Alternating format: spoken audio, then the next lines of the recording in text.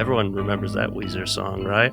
Welcome to HowDoWeHuman. It's the podcast where we overanalyze all the weird and uncomfortable micro moments in life, microdoses in life. I'm one of your hosts, Evan Cox. I'm one of your hosts, Chris Binning. And I Guess do what? not remember that Weezer song.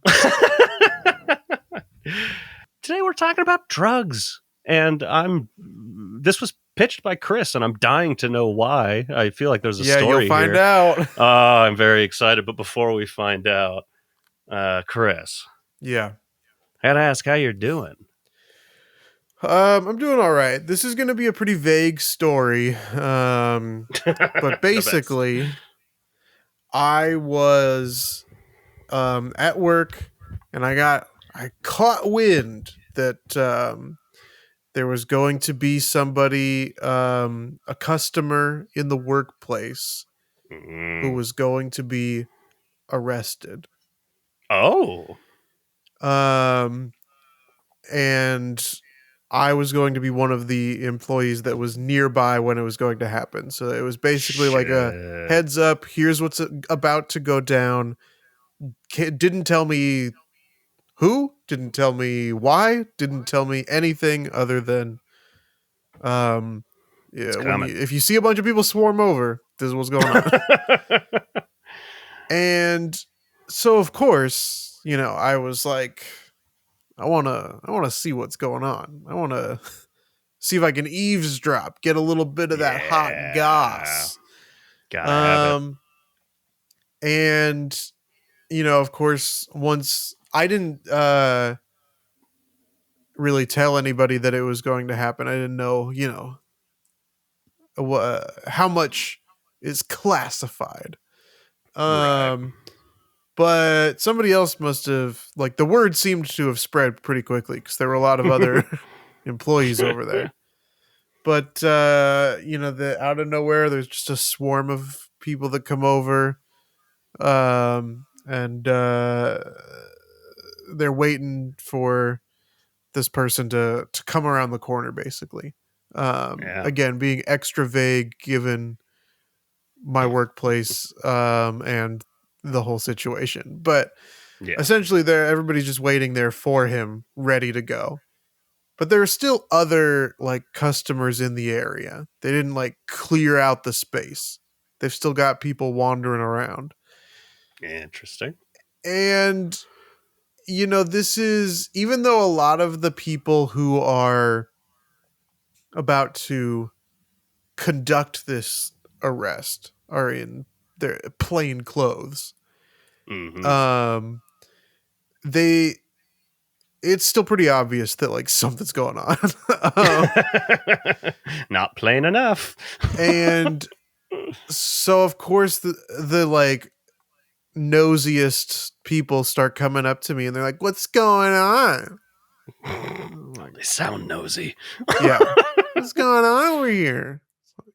Nothing. Is it something serious? I don't know. But because they keep talking to me, I miss the arrest. Oh, man. I see them walk somebody away. So it's I'm just frustrated that I missed out on something so exciting. And the other coworkers who were there said they didn't really get any information about or hear anything about what was actually going on. But it was some guy with some other people.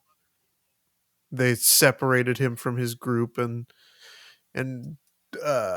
walked him over to a vehicle and took him away. But I guess the people that were with him didn't seem like they were upset, but they weren't surprised. You know what I mean? So, so I don't think it was a big shock. But I just wish that I had not been interrupted by nosy boomers. And could have provided more of a story for this podcast. You'd rather not even have known at all. Just been going about a boring work day. Than to know something exciting is happening. Yeah. And be interrupted and have to answer stupid questions. Yeah, exactly. Heartbreaker. I'm so sorry. Heartbreaker. Evan, how you doing? Ooh.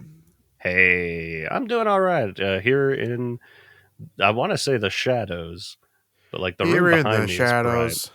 but I am dark. And that is because I've been in the process of moving and I'm too fucking tired to have gotten all this set up ahead of time and wasted a good hour Yeah, it's about trying an to hour. get this set up to work at all. So deal with it.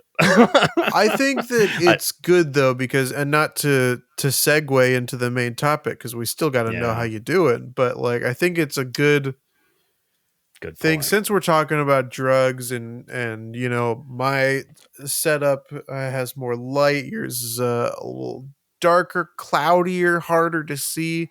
It's kind Yeah. of like the PSA of like, this is your brain and this is your brain on drugs. Like it's the juxtaposition of the two of us See, and our camera setups. I was coming from the other angle of like, if Evan's going to start telling a bunch of drug stories, we have to blur his face out. Yeah, well, you are in witness protection. Yes. And have been this whole time. Of course, the name Evan Cox is not your real name, but No, and your secret job is you're my witness protection agent. yeah, That's how we met. that's how we met. All that backstory about improv, Yeah. false. Improv equals witness protection. When I was doing improv, sometimes I did, in the middle of a scene, wish no one could know my name or see my face. But no, I'm doing all right. I've been Many instructors called the improv scenes I was doing crimes, so I think it all checks out. I know we had started a lot of scenes that coaches just erased as if they never Yep. exist. Like, Yep. so let's move on. Who can tell me why that didn't work? But I've been in the process of moving. I told you beforehand. This is day one of my old apartment's gone. I just finished cleaning and packing everything up and turned in the keys. And in the past I've talked about Mr. Cigar Man, the old man on the top of the stairs at my old place who just sits up there Yeah. smoking cigars. And he used to talk to me, and then the past like 2 years straight has not said a word. I'll say hi, and he ignores me. I'm like, okay, something happened. I guess this guy fucking hates me now. And at a certain point, you stop saying hi because that's fucking embarrassing. So Right. we've just been in kind of a silent standoff for the past couple years. And now that I'm moving out, and again, yesterday was my last day, and it was already like 7 p.m. and it's an hour and a half drive to get back here. So I'm like, I want to Yeah. wrap this up. And I take out 2 bags of trash. And when I come back in, I hear his raspy little voice. Saying, hey, you're moving? And just a conversation. He was being super nice, super friendly, and being like, hey, good. Congratulations. I hope everything works for you. I'm like, what are we? Okay. Why have you been Yeah. not talking to me for years if you're going to be nice? But it was a totally friendly conversation, but just a conversation I could not get out of. He's just started telling me about his life, other places he'd lived, and other jobs he's worked in the past, the economy. And I'm like feeling the minutes tick away. I don't know. It was at least a half an hour, if not more. And it just occurred because that was the second time in recent history that I've found myself just fully stuck in a conversation with someone that's not Yeah. looking for a conversation, but just wants to talk to someone.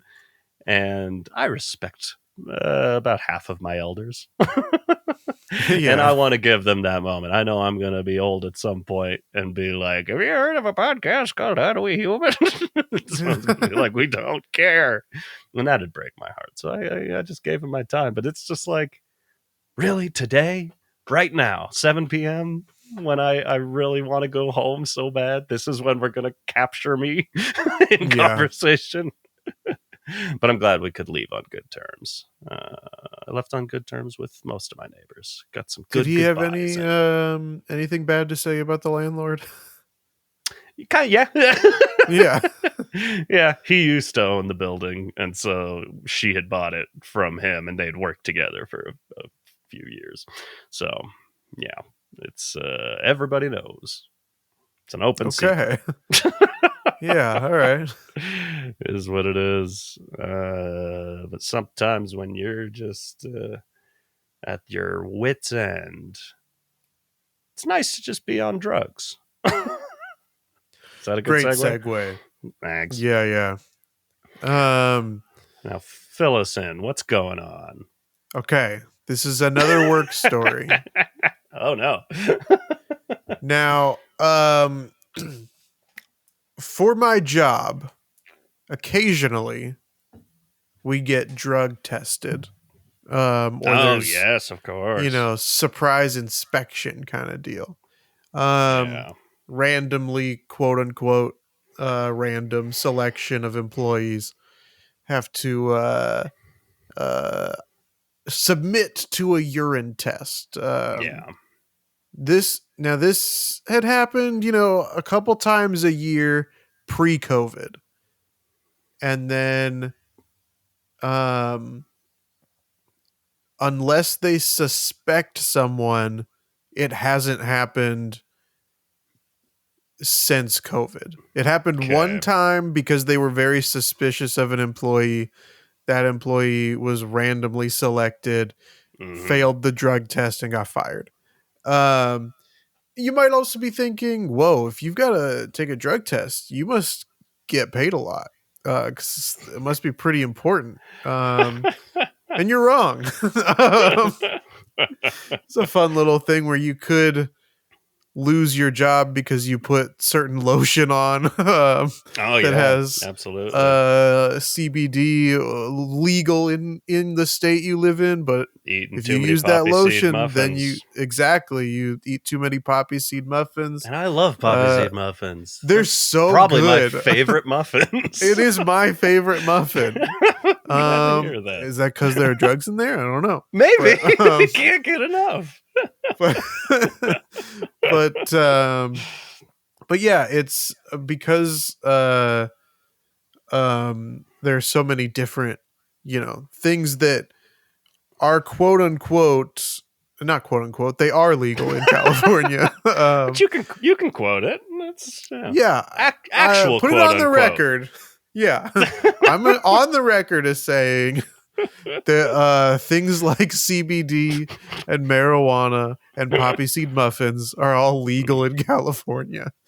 Absolutely. But if they're in your system and you take that drug test, you're going to fail and you're probably going to get fired.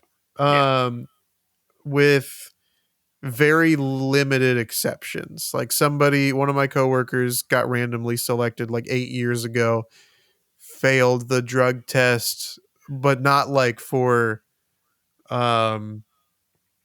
narcotics. It was like for a chemical or something that's found in like prescription drugs. And they were like, if you can find and send over the like prescription bottle with your name on it, then you're fine.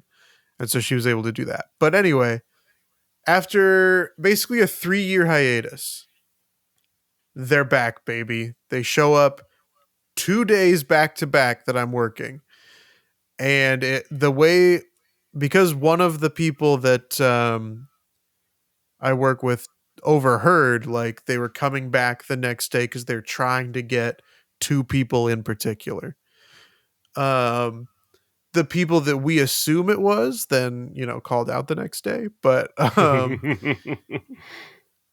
when I see them show up, I'm as we'll find out as this episode goes on, if we didn't already know, I'm a squeaky clean boy. They're not putting drugs in the system. You are a squeaky clean peer. But when I see them show up, I'm like, please randomly select me. Please pick me to do this. And they never do. Yeah. They've never chosen me in Because it's the not almost random. 6 years. Exactly.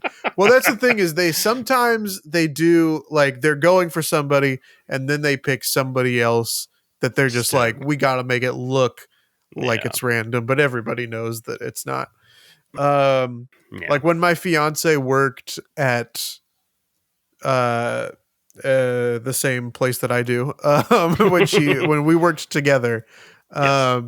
one day she had changed her Facebook profile to like her with a big like mug of beer or whatever. And the next Gasp. day, the people were there with like the breathalyzer tests to do, and she got quote randomly selected for that. Other people that post things on social media have also been randomly selected the next day. But anyway, bad. I'm like, please, like, pick me. I want to pee in the cup for you so bad. I want to do it. Because I don't know why, but I want, when I get selected, I pee in the cup and I hand it back to them. I want, even though they have to send it off to the lab, I want them to be like, oh my God, this is why I got into this job. Like, this is the purest urine I've ever seen. Pristine. And like, I know in the back of my mind that wouldn't happen for multiple reasons. Because it would never happen to anyone. It would never happen to anybody. And also, like, I'm generally dehydrated. So they would never be like, great. Wow. Is this water? The fact that they were there the first day, didn't pick me, and then they came back the next day and still didn't want my pee in a cup. Why don't you want my pee? Yeah, it's good pee. Check it out. Check it out. I recommend it to all of our listeners. Check out my pee. Hit us up, HowDoWeHumanPod@gmail.com if you want to check out Chris's pee. Yep. That's gonna be the Patreon, the lowest tier reward. It's gonna be a cup of my pee. Great. I mean, when I first got the job, I had to go through like the background check, and there was also a drug test in the background check process. So I had to go in once, and I crushed it. They were like, make sure you're ready to fill up this whole cup, and like, I did that and then some, my guy. Have you ever been drug tested, Evan? I have, only in that scenario where it's like I'm applying for a job. And again, like a really hard, like gotta be on your toes, can't be inebriated in any capacity job. For minimum wage? Like the photo clerk at Walgreens. But it's funny you say that, because I think that I'm trying to think. That might be the only time I've been drug tested. Maybe once at Emerald Downs. I know they used to do random drug tests. Those were quote signs for audio listeners. I'm not just repeating myself. But so they gave me a cup and they said, give us your pee. Give us your pee now, and nobody gets hurt. And I said, okay. And I was worried because I know sometimes, like, and by sometimes I mean if you're a criminal, but like in certain cases, someone has to actually watch you pee, and that would make me uncomfortable. I think. Yeah, that would make me uncomfortable. Maybe I'd find out I like that. I don't know. And maybe that would make me uncomfortable. I was gonna say, is that what would make you uncomfortable? Is finding out you like finding out like, wow, I've been wasting a lot of years of my life. This is my passion. But so I had a cup and I filled it. I was just like, I peed all the pee I could pee. And then there's just like a little locker you put it in. So I pop a lid on. It's kind of spilling out the sides. And I pop the lid on. And it's you have to write your name on it.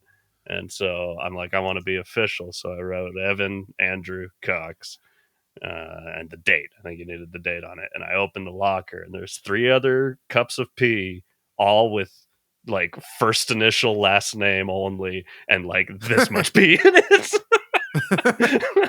Got my full name, and it's like it's wet. Filled to the brim. So unlike you, I felt very self-conscious about my choice.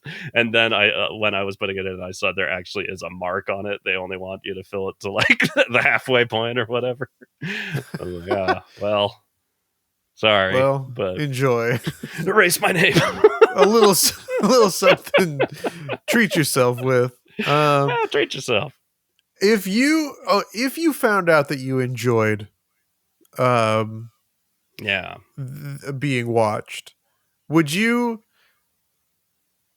how would you go through the rest of your life? Would you like create an OnlyFans that's like, hey everybody, watch me, just drank a bunch of water, here we go?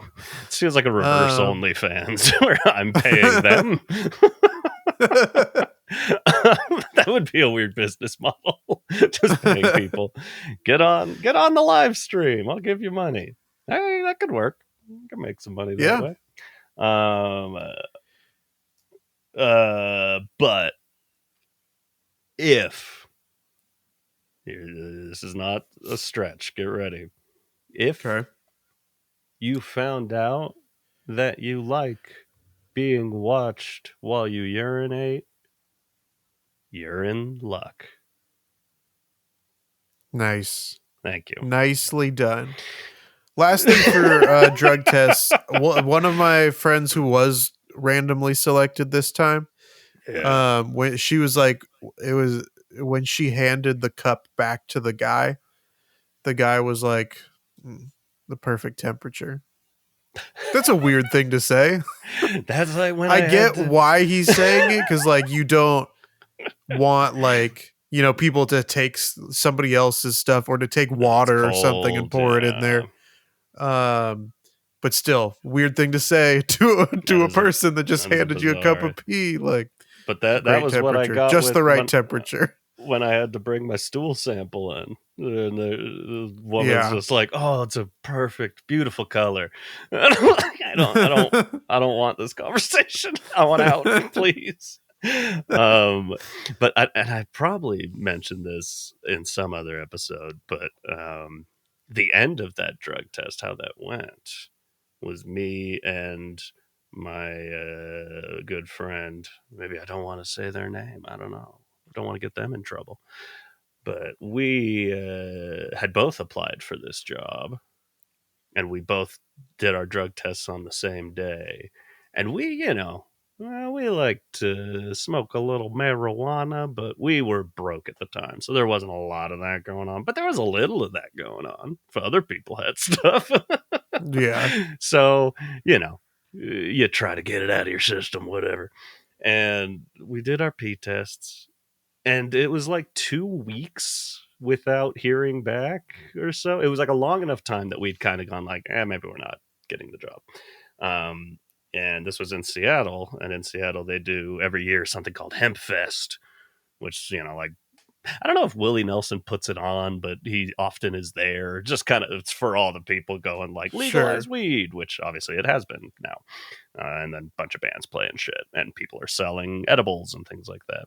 And so me and him and a few of our friends are just walking around Hemp Fest, and I get a phone call, and it's a manager from Walgreens, telling me, you got the job and your friend didn't, because you did, quote unquote, better on your drug test.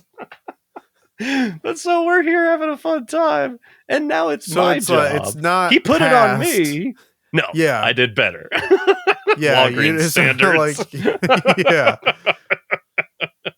But he was like, can you tell him? I'm like, yeah, I can't. I don't know. I should.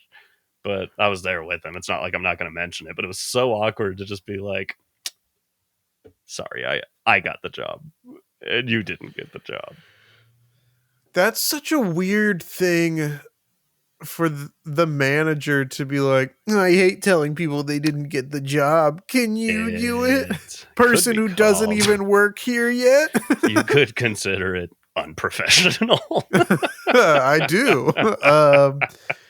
It's also like, so how did, I don't know, how do you know that you were friends? We probably mentioned it. I don't know. We were young and dumb. We were probably like 18, I think. Yeah, probably that was around when I got hired. So, yeah, probably just going into the interview being like, we're friends. We probably interviewed together. We're doing the interview together because we're friends. When you did the P-test, did you cross the streams? You did it at the same time? Yeah, and you hold my cup and I'll hold your cup. Yeah, and when they saw how it came out, the person doing the test looked at me and said, "You're in luck." Yeah, he did it again.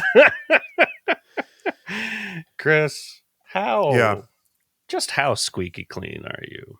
Are you never nothing ever? Never nothing ever. Yeah, I've never. Dang. I mean, what about unless you want to count like I have a bit of a sore throat and a cough right now. So if you want to count like Nyquil, oh yeah, I throw back some Nyquil. You cough drops, if you want to count that as pharmaceutical drugs. That's the funny. I pop out a cough drop. The funny side of the funny side of drugs. Actually, there's a lot of funny sides, but like when you're younger and people are like they can't get a hold of actual drugs and they start figuring out other stuff. I remember it was like around when I graduated, but we still had some friends who were younger, and someone found out like it was a big thing on the internet, like smoking nutmeg will get you high. Everyone started smoking nutmeg. Yeah. I might have tried it. I think I don't think it was a thing. I don't think it actually worked. But yeah, hey, cough syrup, that's a big one. People go robo tripping, which I can't imagine. I feel like I would fall asleep immediately. Yeah, I mean, it's frustrating, like, because I don't know if it's changed, but I remember like trying to purchase cough syrup at the self-checkout, because again, like I don't want to talk to anybody at this workplace. I want to get my stuff and get out of here. Yeah. But for a while, and I don't know if it's changed, I haven't tried to do it in a little while, but like if you would try to take the cough syrup through the self-checkout, it would beep at you the same way it would beep at you for alcohol. That's right. And so that's frustrating. So now I just order it on Amazon. That's a hilarious option. I didn't know you could do that. yeah, because the last couple nights I've taken some, and I finished the bottle last night. So I had some replacements ordered and they were delivered yesterday. But oh, nice. The other thing that, like, you know, people ask, especially like it either starts with alcohol or with drugs. They'll ask me like, really, you don't really drink? So you must smoke or something, right? It's like, nope, never done that either. They're like, man, what?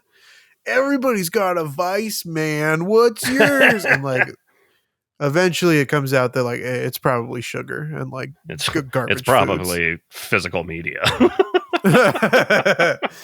But yeah, so it'll usually come out that it's like food, and then they go, "Oh, all right, that stuff will kill you, man." It's like, fuck off.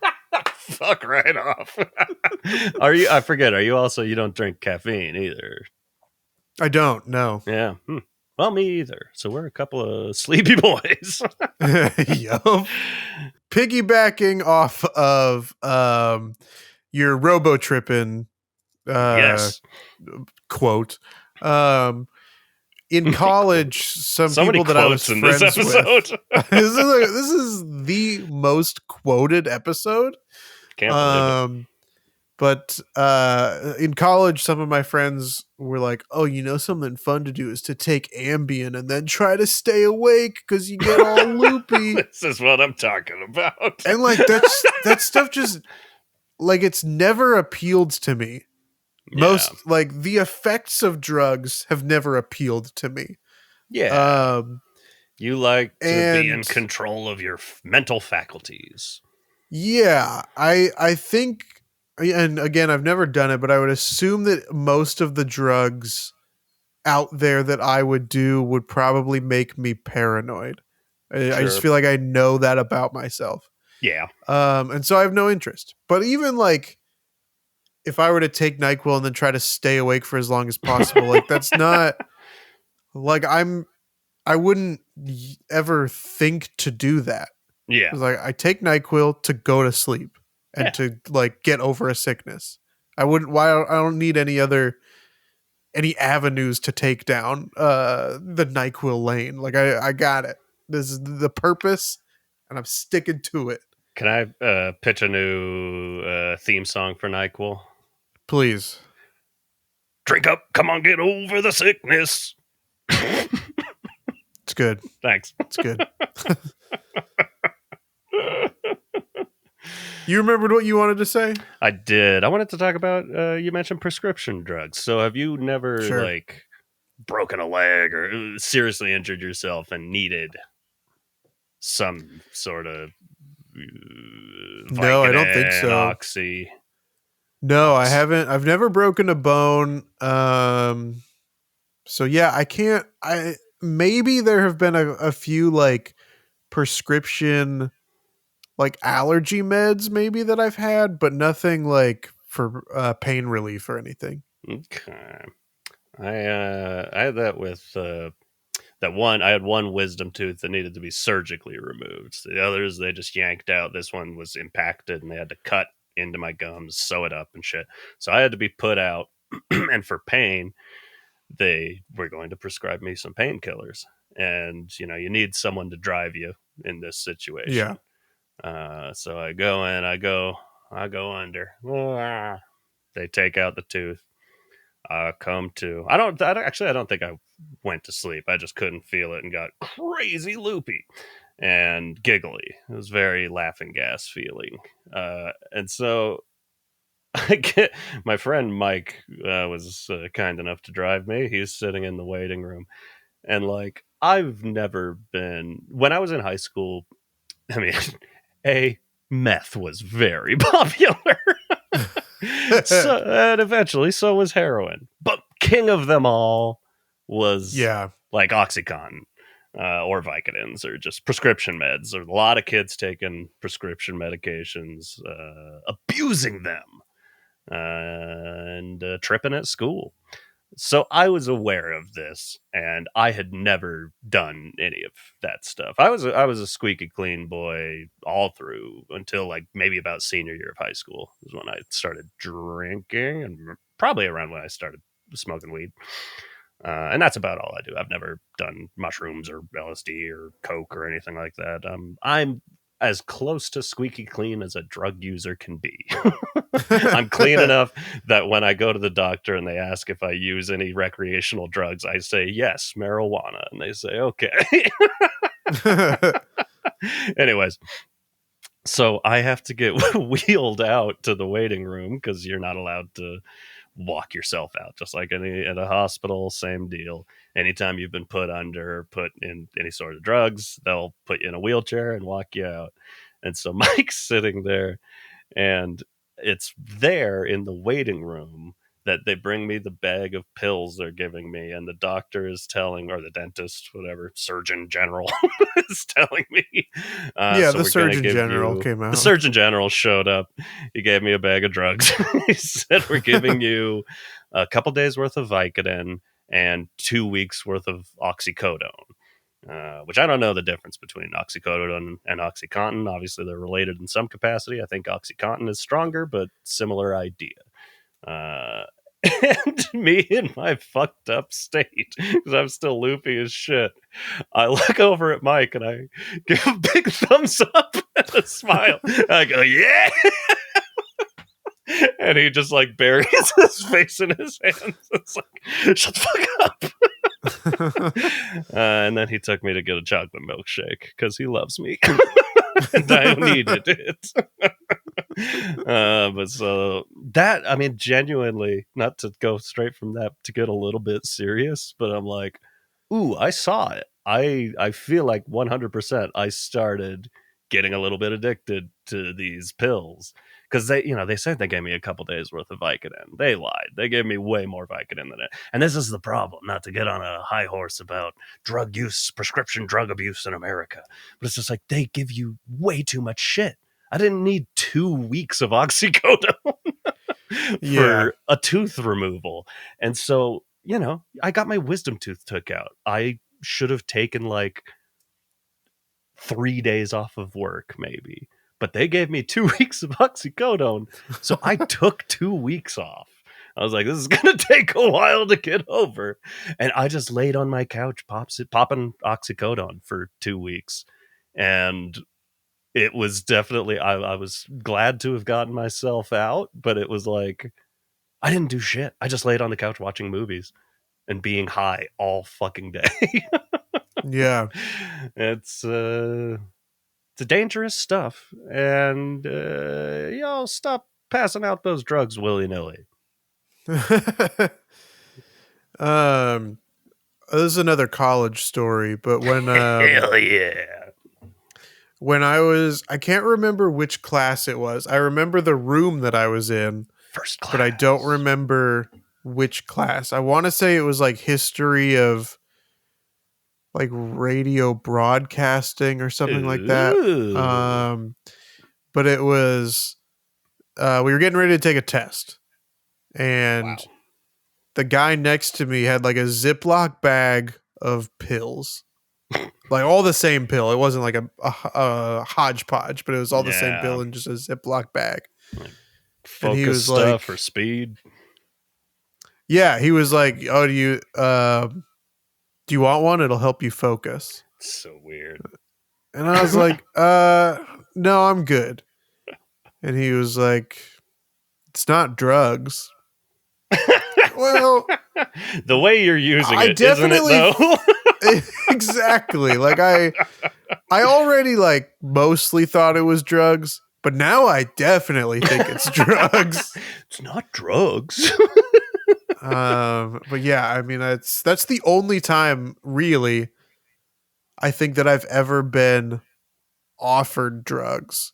Mm, Including nice. marijuana. I think I've been maybe invited to go smoke with somebody and was like, no, I don't smoke, but in like seeing the pill or the drug in front of me and being offered it, Yeah. that's the only time it's ever happened to me. It's a lot of drug users are way more chill than the D.A.R.E program led us to believe.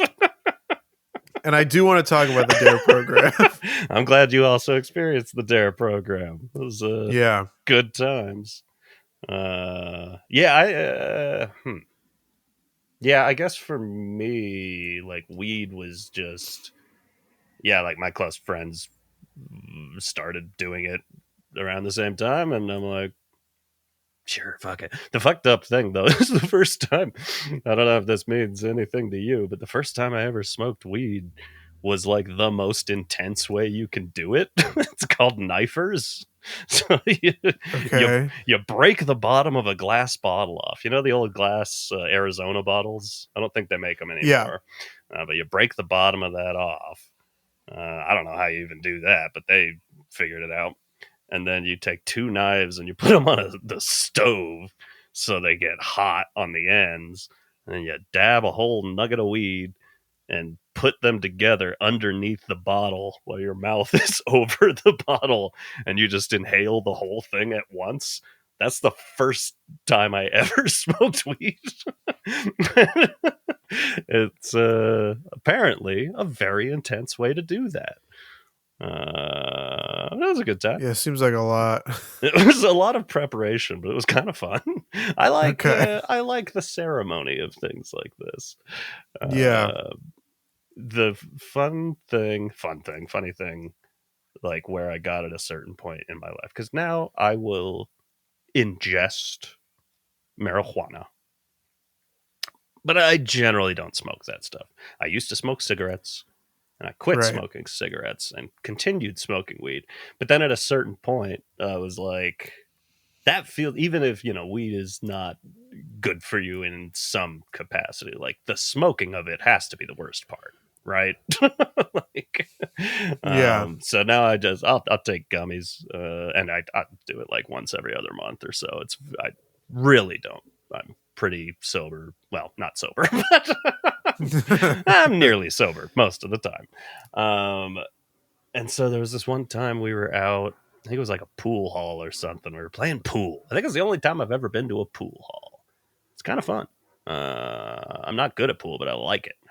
And someone's girlfriend, who's not like, they were only just someone they were dating for like a month or so, one of those people, flyby people, you like get to know really well for a month and then never see them again. Yeah. So she had brought a joint. Gasp, and was going outside to smoke it. And I was like, okay, sure, yeah, I'll have some weed. That sounds kind of nice. I'm not doing anything else tonight. And so we go out there and I smoke it, and it tastes like shit. And I get some other people who just argue weed tastes like shit in the first place. I kind of enjoy it, but this was like harsh and reminded me back. I don't know if you know the term, and I don't know if I know the term, scratch. I think it's called scratch, where to make weed last longer, people will do half weed, half tobacco.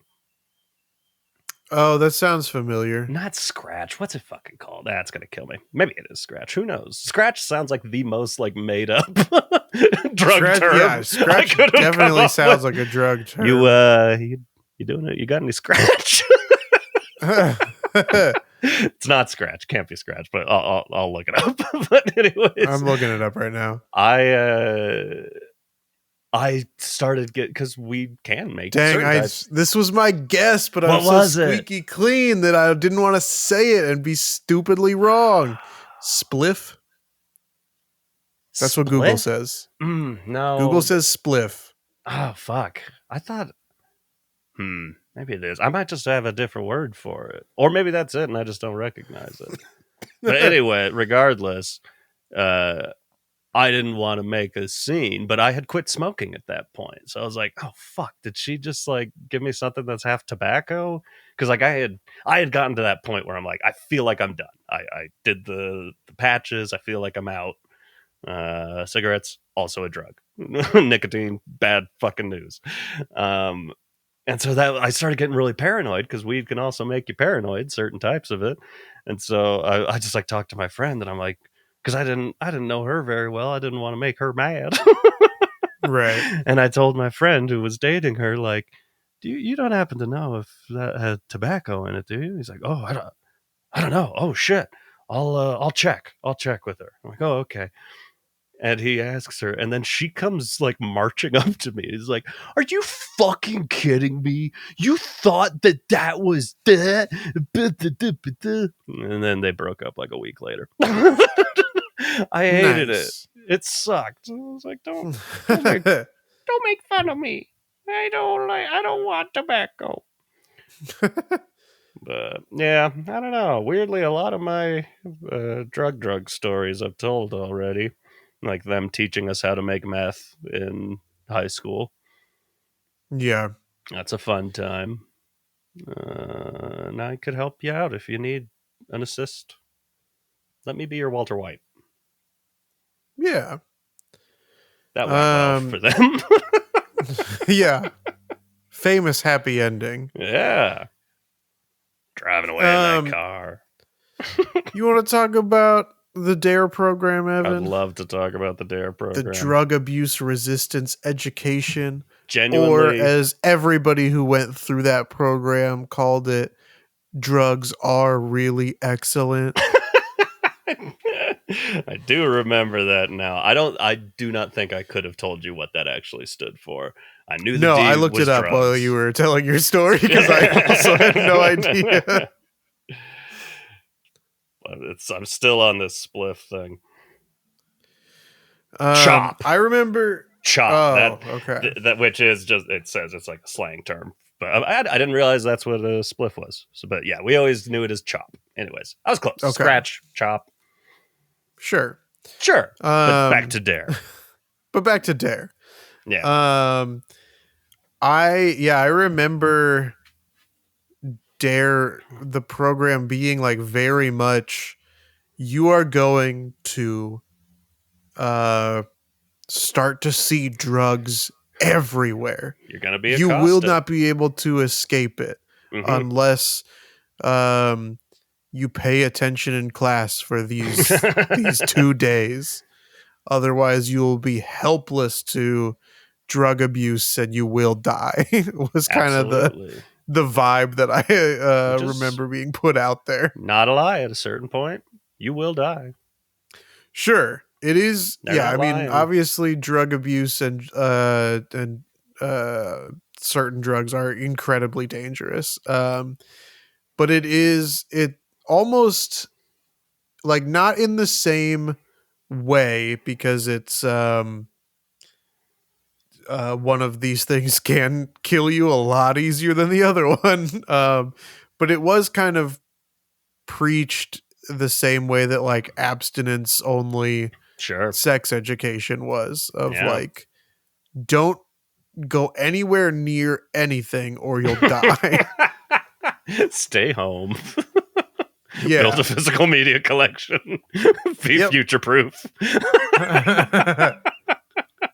And be alone and healthy. So isn't that the life you want? Was D.A.R.E. in class for you? Like it would just take over a period, or it took over? Yeah, it was. But you stayed in your classroom. Oh yeah. Oh damn, that's brutal. I'll tell you why in a sec. Can't remember if it was middle school or elementary school. It must have been middle school, but mine was elementary. Okay, maybe it was elementary then. I don't remember, but I remember we were in the class. At one point we got paired up to do to act out saying no to drugs. Oh, that's great. This feels like your moment. Exactly. And this was the problem, Evan, is that I did feel like it was my moment. Because the whole conceit was like, one person offers drugs. The other person says no. The other person's tries to pressure them, and the other person says no again. And then the scene ends. And I was like, this is going to be so boring. We're going to see 15 of the same interaction. Jazz it up a little. Exactly. And my partner, we were randomly assigned. So it's not like it was somebody that I knew. It was someone I had almost never spoken to before. And as we're practicing the scene, right, she's asking me the same way every time if I want. Do you want drugs? To try coke or whatever, right? And I remember it was something like that, because I was like, this sets me up beautifully for a joke in which I can say, no, I prefer Pepsi, or whatever sort of after school special bullshit my elementary school brain was coming up with. That's pretty good. And I didn't practice delivering that joke at all. We get up there, we're called up to the class. A couple other people have gone and they do the same, do you want drugs? No. Are you sure? You'll look cool. No. End scene. We watched 3 of those before. We get up there. The pressure is they're gonna suggest but you'll look cool. It's what? Yeah, that's not how people talk. Exactly. Okay. You're there. But so now we get up there, and I'm ready. I am the punchline is locked and loaded for the class to laugh. My scene partner doesn't know it's coming, so they'll obviously laugh. The instructors are gonna laugh. And she gets ready to say her line, and she goes, do you want to try drugs? And I, with the punchline ready of or no, it wasn't that I was going to say, no, I prefer Pepsi. It was, yeah, I love soda, or something like that, because it started with a yes. And so she changes her line to, do you want to try drugs? And I immediately go, yeah, I mean, no. And the instructor stops immediately. And it's like, no, let's you gotta say no. You can't give them the opening of yes. And I didn't have the heart to explain, like, no, I was trying to do comedy bits in your drug abuse seminar. Your improv roots run deep. Yeah, the trauma of immediately having a scene stopped because I fucked up. But yeah, it started with a yes, and then I had to try to backpedal and got stopped and told, like, as if to imply that, like, I've been through this whole lesson so far. I've seen like half of the class already do it and say no, and I still think it's like a genuine offer. Yeah. And now I want to try drugs. Yes. Like, no, I mean, I'm just trying to do comedy bits. I forgot there was a teacher here. That's my core memory of the D.A.R.E program.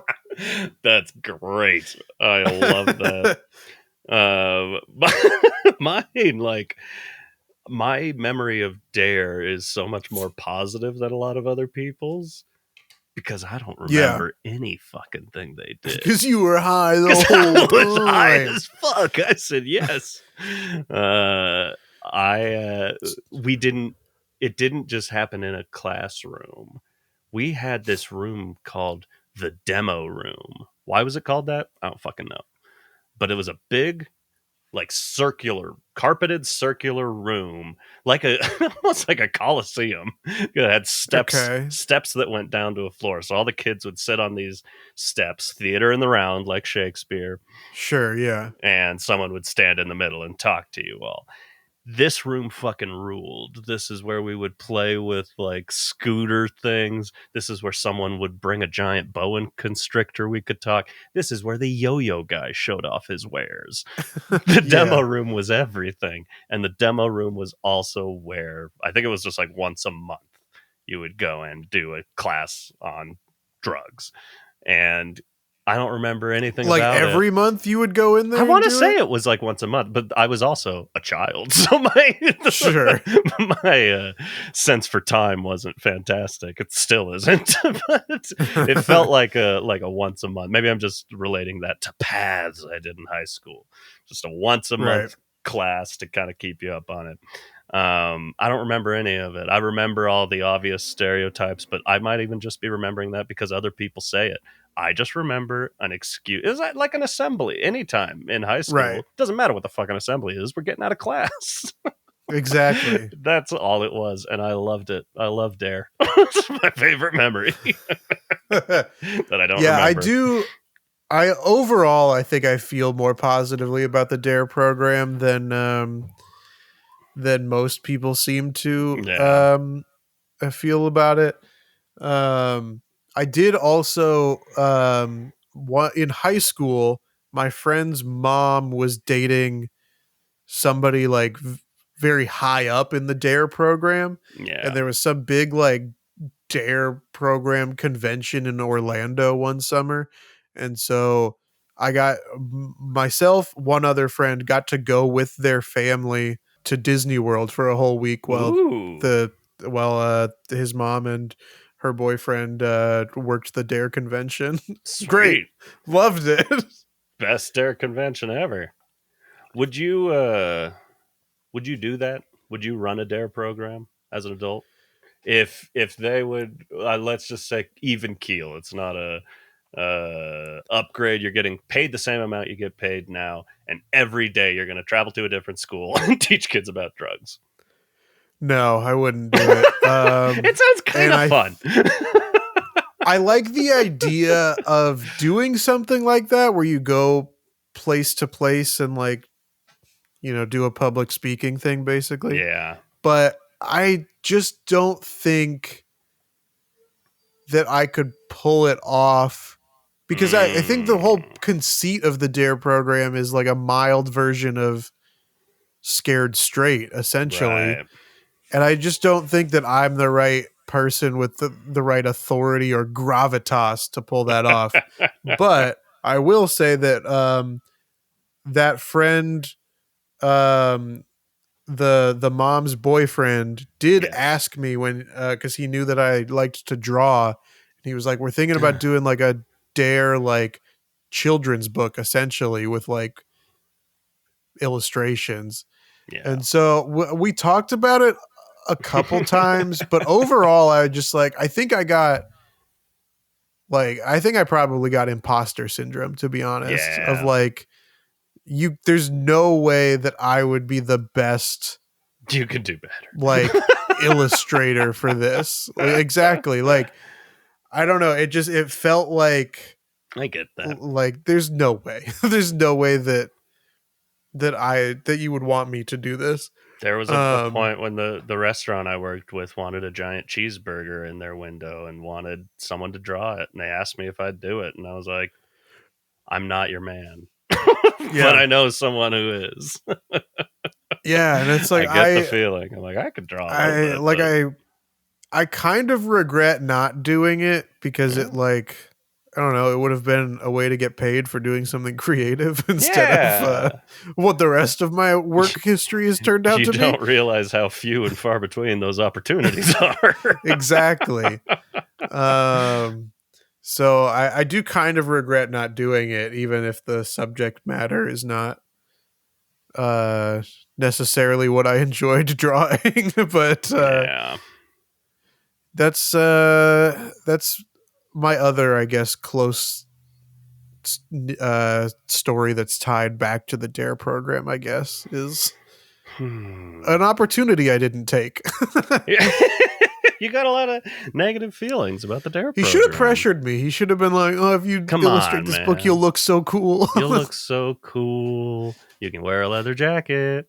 Maybe I was just so used to saying no around D.A.R.E. program officials that it was locked and loaded like the punchline. No. Yeah, you had to practice it over and over in bed, just staring at the ceiling. No, I'll say no to drugs. Would you do a traveling D.A.R.E. program if we could do it together, however we wanted? Yeah. Yes, absolutely. I would. Free reign to write our own drug D.A.R.E. program. That'd be fun. Absolutely, I would. That's about that. I think the only other thing I'd say is it does feel like that step as a recreational drug user, that next step that some people consider recreational drugs and other people like myself don't, is cocaine. And sure, in terms of awkwardnesses, that is the first time when I'd been offered drugs. There have been a couple of times in my life someone has offered me cocaine and I'm saying no, and it's like, it did kind of feel like the D.A.R.E. program suggests, hey, man, because that person's been doing coke. So they're actually acting like that. Like, hey, you want some cocaine? It makes you feel great, man. Like, no. But people on coke, not fun to be around at all.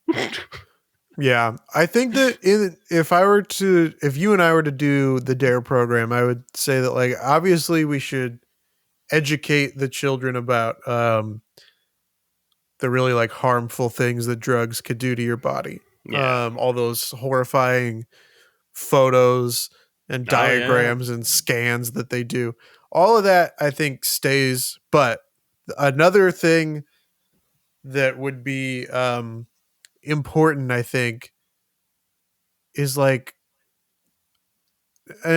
some people who get really into like even the mildest of drugs, like marijuana, make it their whole goddamn personality. And it is insufferable. It's a lot. I've dated people like that. And weirdly, it was at a time when I wasn't smoking. I think it was around the time when I quit smoking cigarettes. So I just kind of quit everything for a little bit. And so like, I had smoked with her once before we had dated, but then, like I think we dated about a year. And she was high pretty much the whole time, and I didn't smoke with Yeah. her once. I'm like, it's a weird choice on my part to want this. Yeah. Why? I don't know. Someone wanted to date me. That was cool. But yeah, the wake and bakers of the world. Some people can do it, and they function at work and can function in their life. But yeah, there are just some people that smoke 24/7, and any outsider could tell them you aren't functioning. It's a little open secret. We do have to start wrapping this episode up here pretty quick, but I do want to shout this out. Joint. We did get a listener Lord. input. Evan, you mentioned that you've never done mushrooms, but It's in the true. past you have told stories about going to concerts while being a little free and loose, and experiences like that. And so this listener on Instagram at hand.heartnet did reply to our prompt looking for drug related stories or D.A.R.E program stories, and mentioned that they ate mushrooms before a show, and the opener was playing a banjo over a harmonium. Oh. It was so bad that I thought I was feeling what it felt like to die. LOL. And then added that the next artist's set was Gorge. That's amazing. But yeah, so a little bit of a bad time there at the start. It's like there is something appealing about the idea of doing hallucinogenics. I as opposed to you, I like having my mind bended, and mushrooms sound kind of fun. But unlike weed, where it's like I've smoked enough that I know how this type of weed will affect me, and I enjoy that. So no problem, like in your case, where it's just like, it's gonna make you paranoid, and that's gonna suck. It's like, I got what I got. But mushrooms, LSD, any of that sort of shit's just like, good luck. Maybe this will be fun. This also might be the worst day of your fucking life. Like, I can't take that risk. But thank you for writing in. Sorry, the banjo harmonium happened, and also sorry that I heard that and I thought it sounds kind of cool. Check that out. Something that always sounds cool and that you can always check out are all of our past episodes and our future episodes, which release every single Monday. You can check it out on Spotify, on Apple Podcasts, on Amazon Music, anywhere that you get your podcasts. You can rate, review, comment, subscribe. You can also check us out on Instagram at HowDoWeHuman. We got that handle, baby. Check us out on Facebook at HowDoWeHuman. I don't think you're ready for that handle, baby. You can check us out on YouTube at HowDoWeHuman. That handle, baby? Or send us an email to howdowehumanpod@gmail.com. The best part of that handle, baby, is its an address. Yeah. Evan, do you have anything else you'd like to plug, baby? Yeah, baby. I'd like to kind of merge together some things we've been talking about today between the D.A.R.E program and, drug tests, random drug tests, things like that at workplaces. I'm thinking this is our version of the D.A.R.E program. D.A.R.E hardcore. We get some kids who are like fucking snitches. Okay. And we get them to work on our side. And these kids are going to be like secret shoppers, and we're going to give them actual drugs. That's the only way you can get an honest response. And these kids are going to offer heroin, cocaine, methamphetamine to other kids. And they'll be wearing a little camera button and get their reactions. And then we can pull those kids, into a closet and scare them straight. I like it. Yeah. Chris? Yeah. What do you got going on, baby? This past weekend I went to get Korean barbecue. I love that stuff. It was like an all-you-can-eat situation, but on the menu, it's like, the dining limit is 90 minutes. And if you still have like meat left over that you don't eat, then you have to pay extra because they've like brought the meat to your table or whatever. That got me thinking, like, well, maybe we should open a restaurant because the 90 minutes was nowhere. Like, we just had to keep track of when the 90 minutes had started. I think we should open a restaurant, right, with a dining limit, all you can eat, but there is a clock. Yeah. And if you and your party don't finish the food that's on the table, then you pay a bunch of money. Yeah. Or if you eat it all, but then you get sick because you ate too much and you puke it back up, you have to pay money. But if you finish everything that's on the table, then it's free. And the restaurant is called High Stakes, but steaks is spelled like the food. Love that. I think you should incorporate, because like in all you can eat Korean barbecue, it's generally going to be like a couple rounds. You order some meat, eat it, get some more. But like one of those speed chess clocks. So it's doing two. Oh, yeah. You could start and stop. So the waiter drops food off, hits the clock, and as soon as you're done, you hit your side of the clock. Your time stops. Then they bring you stuff. They hit their side of the clock. That just sounds fun. I like that. I'd also I like that a lot. I'd like to close out by just saying my favorite thing I've ever found at Korean barbecue. When Jocelyn and I went to a place, and she's right there on the menu. It said that, like, all you can eat, kids over 60 pounds. It is not all you can eat. What was it? Kids over 60 pounds are charged as adults. Nice. It's funny to me, and I just immediately think of the little kid from Up coming in and being charged as an adult. I like the chess clock thing. It'd be the Queen's Gambit. Hey. EAT. Hey. Hey. Hey. Oh, hey. Oh, hey. Bye.